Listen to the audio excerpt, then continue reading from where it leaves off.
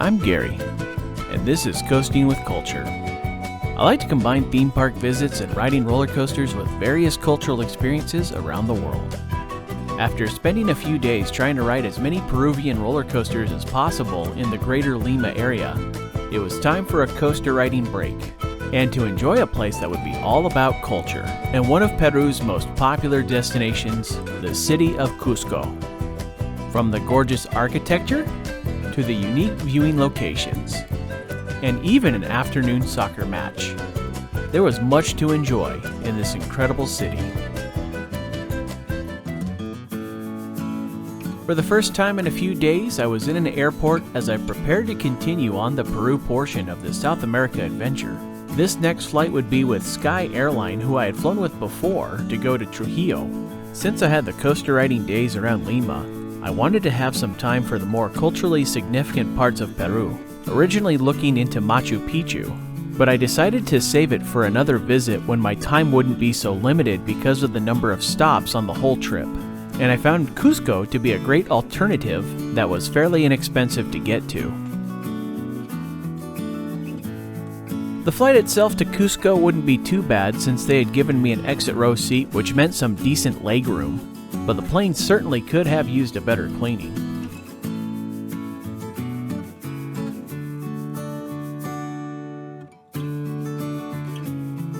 While it was neat to see Lima in the daytime from above, the real visual treat came while flying over the Andes Mountains.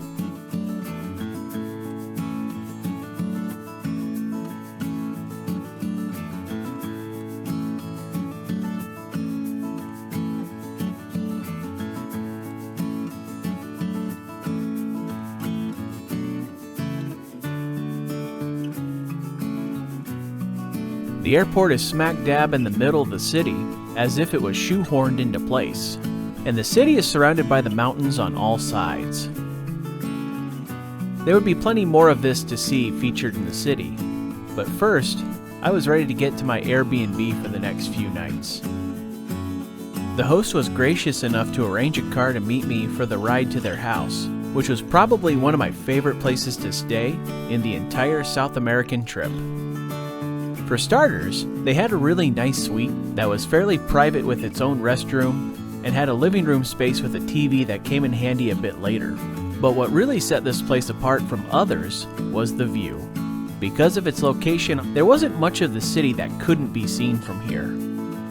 But if the view from the suite wasn't enough, they had this communal space up in the next floor that really opened up the view of this gorgeous place.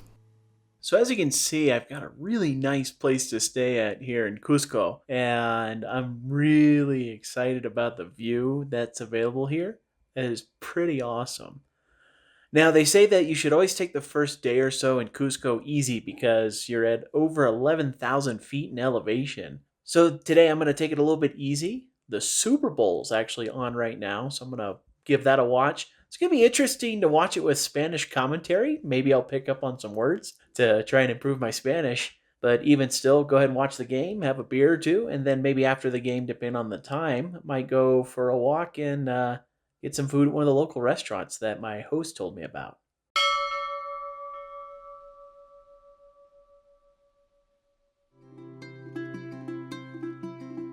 After taking the first evening easy, I was ready to head out and really explore this place, starting with a walk in the direction of the city center.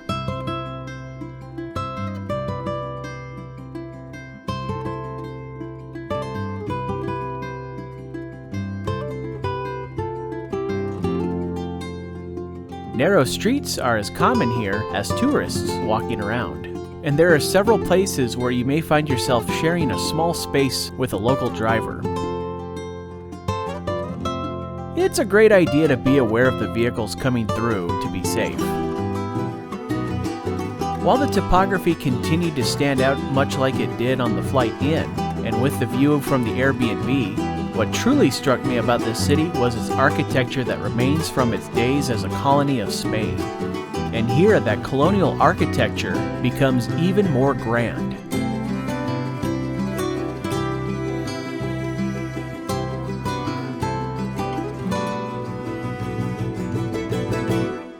Like several other cities on this trip, there's a grand central plaza with gardens surrounded by wonderful architecture that prominently features a church, in this case, Catedral del Cusco. The central fountain features a controversial statue as it was added to pay tribute to the Inca people.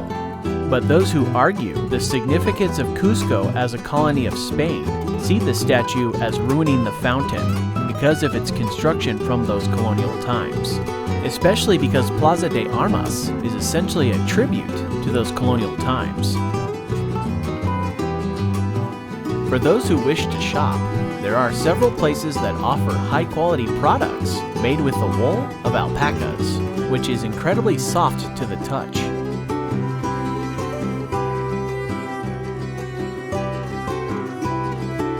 Walking further into the city offers even more chances to appreciate the incredible colonial architecture with structures that date back as far as the 1500s.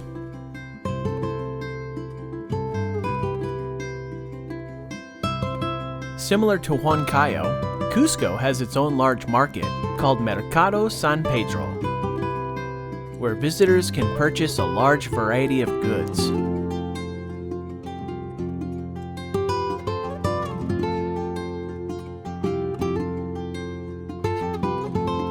They also have a large section dedicated to various Peruvian styles of cooking as you pull up a seat next to the counter and enjoy a locally made meal.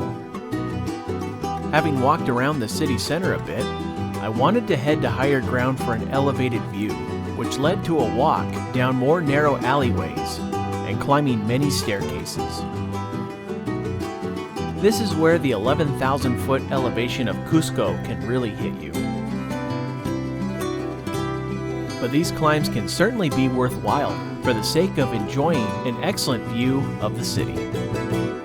This particular viewing deck is a straight shot from the city center and offers a panoramic view of the city with informational signs that share landmarks of the city. If you don't happen to be staying in a location with a view, make time to check out one of these viewing decks of the city. Just make sure to keep that elevation change in mind if you do. So I'm not gonna lie, the elevation change really kicked my tail this morning when walking around Cusco, and so I came back to take a little bit of a break before heading to the next stop of the day. On the way from the airport to the Airbnb, I noticed that there was a banner that mentioned that there was a soccer match taking place here in Cusco by the Cusco FC soccer team, and so I thought it might be fun to go check it out. With some time to relax after the morning walk, I made my way down the hill to visit Estadio Inca Garcilaso de la Vega. This stadium opened in 1958 and has previously hosted Copa America tournament matches in the past, and serves as the home field for 3 different soccer teams. Today's match would feature the newest of these 3 teams, Cusco FC, hosting Deportivo Binacional FC, both teams being part of Peru's top-tier professional soccer league, Liga Uno. This stadium is far from the modern amenities-filled palaces being built back home in the States these days, but what the stadium lacks in bells and whistles, it makes up for with a well-maintained field and a beautiful backdrop from the Andes Mountains. This was the first time I went to see a soccer match in another country, and the 3rd professional soccer match I've attended, having seen the Seattle Sounders once in Colorado versus the Rapids, and once at home versus Houston. While the teams prepared for the contest, a DJ was on the stage at the far end to keep the music playing. This building may not have the fancy concourses, but they certainly don't lack food to enjoy during the match. These cooks were preparing anticuchos, or chicken with a side of potatoes. I have to admit, I enjoyed their style of chicken far more than a plain old hot dog. Before long, the teams would come out to the field for the pre-match festivities. And once they had their starting 11 photo taken, they took to the pitch for the start of the match. It would be the visiting Deportivo Binacional FC in blue with the kickoff, and the home Cusco FC in black would start on defense.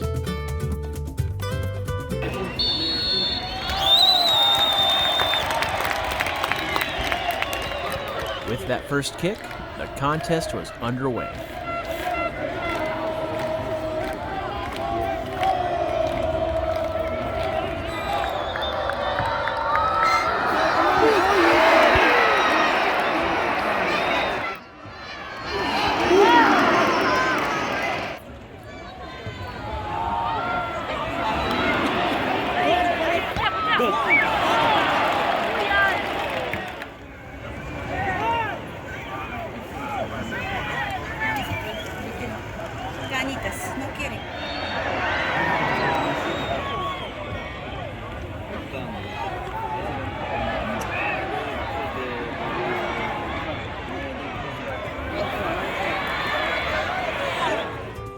While the crowd may not have been the largest the stadium has ever seen, there were still measures in place to ensure fans didn't interfere with the match, including police in full SWAT gear surrounding the field and fencing with barbed wire on top along the side.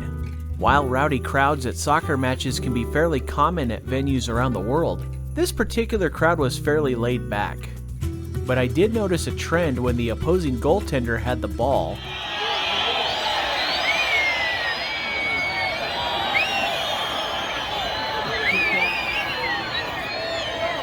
There would be a chorus of whistles from the home crowd. There were a few times where Cusco's climate came into play as the rain was on and off for much of the match. Luckily, I was ready for it with my raincoat, although I did end up taking cover during halftime because of this.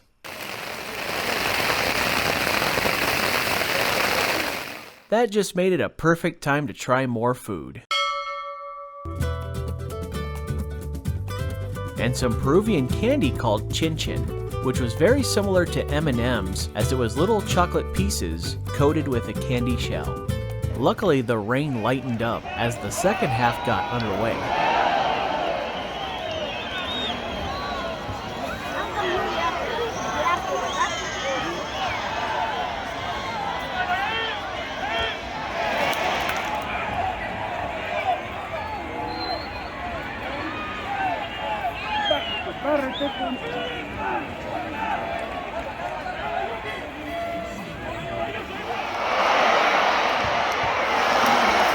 At this point, it was a 0-0 tie. The tie did come to an end though when the visiting team scored a goal about 20 minutes into the second half.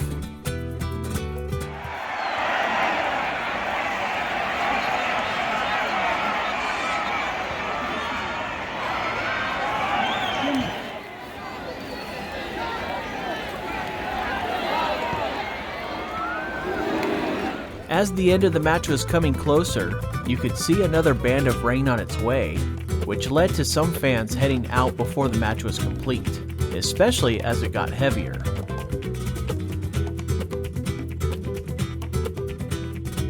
But the most diehard of fans wouldn't abandon their team until the very end.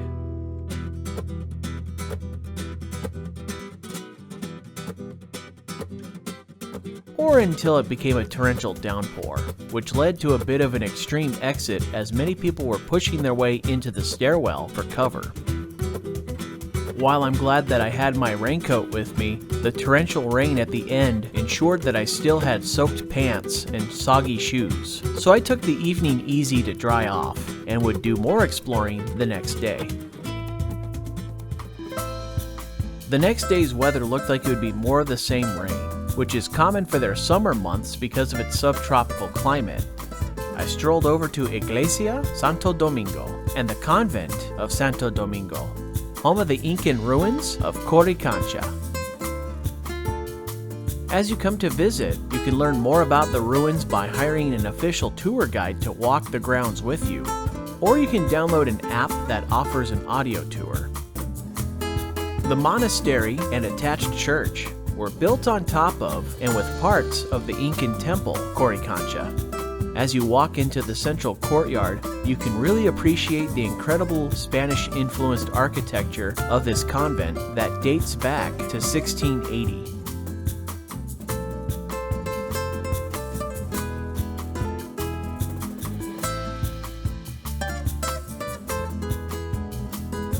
There's a side room from the courtyard which houses some great artwork. But what really makes this place unique? It's the ruins of Qorikancha. This was the most important temple of the Incan Empire when Cusco was the empire's capital. Before the arrival of the Spanish, this temple's walls were covered with gold sheets, and the courtyards contained gold statues.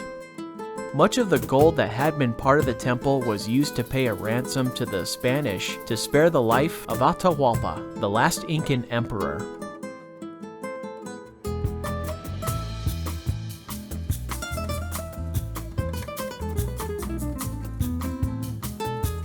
When the Spanish colonized Cusco, they destroyed much of the temple and used some of its stone for the construction of Santo Domingo while using other parts of the temple for its foundation. Some parts of the ruins are under protective cases to preserve special carvings and shapes that were significant to the construction of the original temple.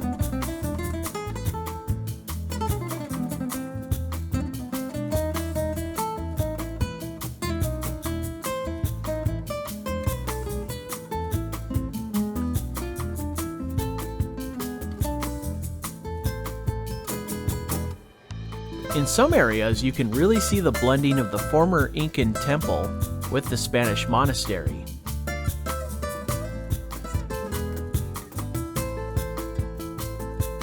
Some of the monastery's chambers nearby contain artifacts from the monastery itself.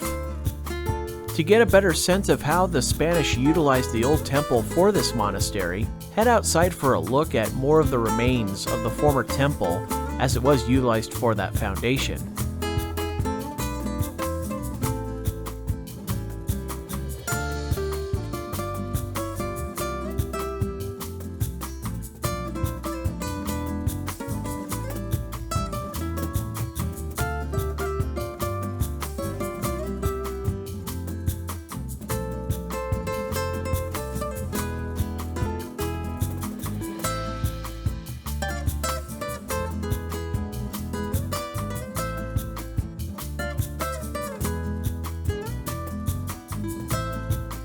It also provides a view further into the valley that the city sits in, and some beautiful gardens that have been added to the grounds.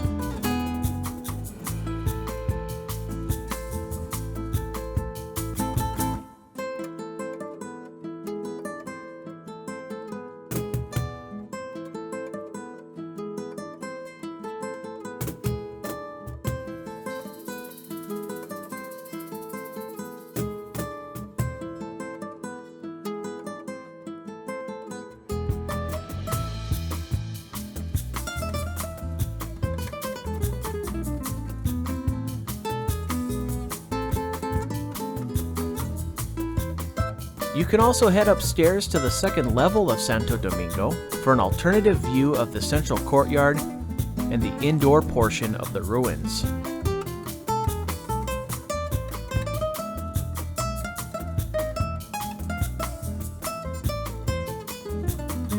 As you explore more of the second floor, you'll find the entrance into the second floor of the attached church, giving an opportunity to see more of the building and additional artifacts that are part of its collection.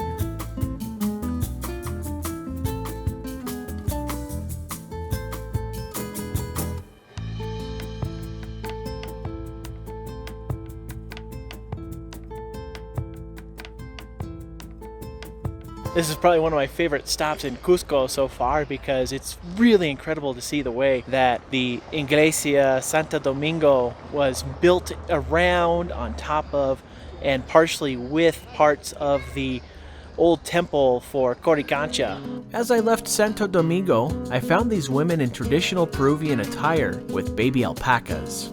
While I don't normally do super touristy things, this seemed like an opportunity that was hard to pass on. So why not play tourist for a moment?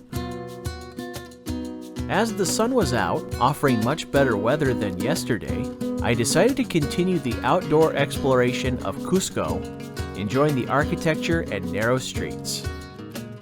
Eventually, I began heading back uphill for another set of Incan ruins, but this particular street was steep enough to require steps on either side of the road. The reward for this steep climb, though, was another great viewpoint right next to a church known as San Cristobal. This particular spot gives one of the most open views of the city, and a great vantage point for Plaza de Armas down below. Just up a little bit further and around the corner was the entrance to Sacsayhuaman, another archaeological site for the Incan Empire. Unfortunately, I arrived after the time the ticket office was closed, so I missed out on it this time. But at least offered another great option for a view of the city. I took a different path heading back to the city center, which led to a pedestrian-only walkway.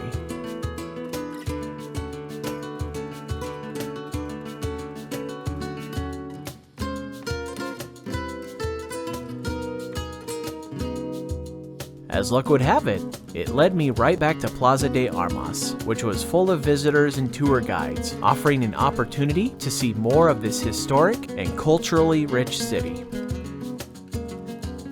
Having done a decent amount of walking around, I was ready for a beer and some food.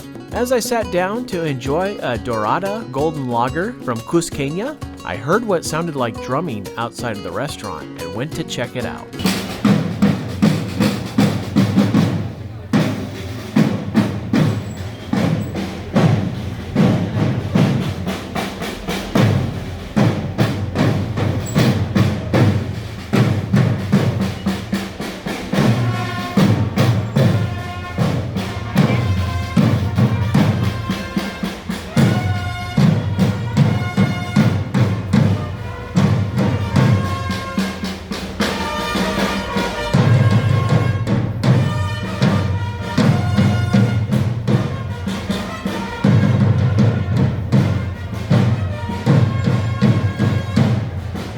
Getting to visit Cusco has been a real treat. This city is absolutely gorgeous with its architecture, and it's really fascinating with the ruins that are intertwined with the architecture. Getting a chance to go to the soccer match was also a lot of fun, and the people here are awfully friendly as well. Definitely worth a visit, especially for those who are planning on going to Machu Picchu. Get a little bit of a chance to explore around the area beforehand or after. So definitely include Cusco in your time for the Andes here in Peru. Thank you for watching this Coasting with Culture video. If you enjoyed it, please give it a thumbs up and click the subscribe button below to see future videos here on YouTube, like these ones which you may enjoy as well. Additional content can be found at coastingwithculture.com, and you can also follow Coasting with Culture on Facebook, Instagram, and Twitter for announcements, previews, and updates. Thanks again for watching, and until next time, take care and safe travels.